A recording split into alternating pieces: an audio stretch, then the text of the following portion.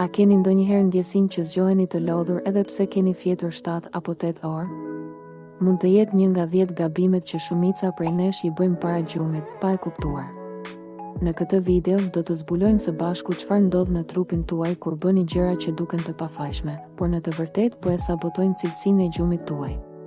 Qëndro deri në fund, sepse gabimi numër 10 është ai që shumica e njerëzve e bëjnë çdo natë dhe është ndoshta më i rrezikshëm për shëndetin tuaj afatgjatë. Gabimi 1. Përdorimi i telefonit apo ekranit para gjumit. Duket aq e zakonshme. Kontrollon Instagramin, shikon një video të fundit në YouTube dhe para se ta kuptosh, kanë kaluar 30 minuta. Por çfarë ndodh në trurin tënd? Drita blu nga ekranet ndikon drejt për drejt në melatoninën, hormoni që trupi prodhon për të vënë në gjumë. Dhe pa mjaftueshëm melatonin, truri yt mbetet në modalitetin e zgjimit. Studimet tregojnë se edhe vetëm 10 minuta ekspozim ndaj ekranit para gjumit mund të vonojë rënien në gjumë me 1 orë të plotë. Zgjidhja: ndalo përdorimin e telefonit të paktën 1 orë para se të flesh. Ose përdor syze me filtr dritë blu. Gabimi 2. Marrja e kafeinës pas orës 5 pasdite. Shumë mendojnë, unë pi kafe dhe fle normalisht. Por ja ku gabohen. Edhe nëse fle, kafeina ndikon thellë në cilësinë e gjumit. Trupi yt mund të mos futet kurrë në fazën më të rëndësishme të gjumit, gjumi i thellë, ai që ndihmon trupin të rigjenerohet. Fun fact: kafeina mund të qëndrojë në sistemin tuaj deri në 8 orë.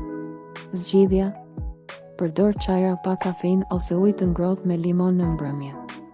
Gabimi 3. Të hash një vakt të rënd para gjumit. A e ke ndjerë ndonjëherë stomakun të rënd në mbrëmje dhe pastaj ke fjetur keq? Kur ham vonë, sidomos ushqime me shumë yndyrë ose karbohidrate, trupi duhet të punojë për tretje, në vend që të pushojë. Kjo ndikon jo vetëm në gjumë, por edhe në rritjen e peshës dhe përthithjen e ushqyesve. Zgjidhja: darka duhet të jetë e lehtë dhe e konsumuar të paktën 2 orë para gjumit. Gabimi 4. Mos krijimi një rutine fikse për gjumë. Trupi yt funksionon si një orë biologjike.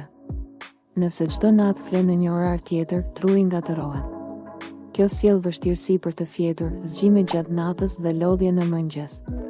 Rutina krijon ritëm. Ritmi sjell cilësi. Zgjidhja: zgjidh një orar të qëndrueshëm për të fjetur dhe për të zgjuar, edhe në fundjavë. Gabimi 5. Qëndrimi shumë gjatë në shtrat pa fjetur. Je shtrirë dhe nuk të zë gjumi. Kalojnë 20 minuta. 30. A duhet të rish aty apo të ngrihesh? Ekspertët thonë, nëse nuk bie në gjumë brenda 20 minutash, ngrihu, bëj diçka relaksuese dhe provo përsëri më vonë. Pse? Sepse truri yt lidhet emocionalisht me shtratin. Nëse ai mëson që në shtrat nuk fle, do të ndërlidh shtratin me ankth dhe stres. Gabimi 6. Përdorimi i alkoolit për të ndihmuar gjumin. Shumë mendojnë se një gotë verë të qetëson. Por e vërteta është ndryshe. Alkooli mund të bëjë të ndihesh i përgjumur në fillim, por prish ciklin natyral të gjumit. Ti mund të flesh, por nuk pushon. Trupi yt nuk futet në fazat e nevojshme për restaurim të trurit dhe muskujve. Dhe në afatgjatë, kjo ndikon në kujtesë, përqendrim dhe humor. Gabimi 7. Mungesa e ekspozimit ndaj dritës gjatë ditës. Ky mund të duket i çuditshëm. Por drita natyrale gjatë ditës ndihmon trupin të kuptojë kur është dita dhe kur nata. Nëse kalon gjithë ditën në ambiente të errëta, trupi yt nuk prodhon melatonin në mënyrë natyrale në mbrëmje. Zgjidhja: dil jashtë për të paktën 15 minuta në mëngjes ose pasdite, pas syze dielli. Gabimi 8. Të mos i krijosh një ambient gjumi të përshtatshëm. Dhoma ku flen ndikon direkt në cilësinë e gjumit. Nëse ka shumë dritë, shurmë ose temperatura është shumë e lartë, trupi nuk relaksohet.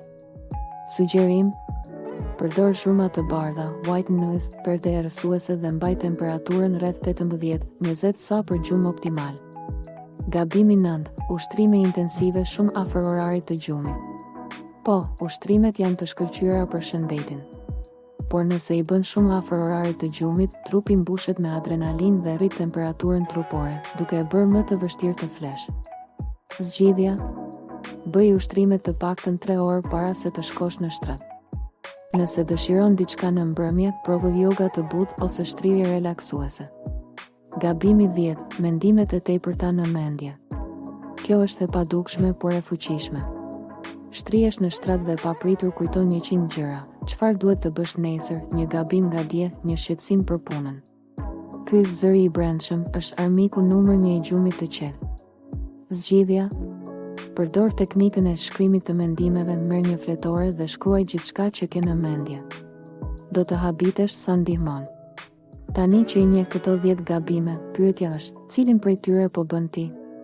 Zgjidh vetëm një për të përmirësuar këtë javë dhe do të shohësh ndryshimin.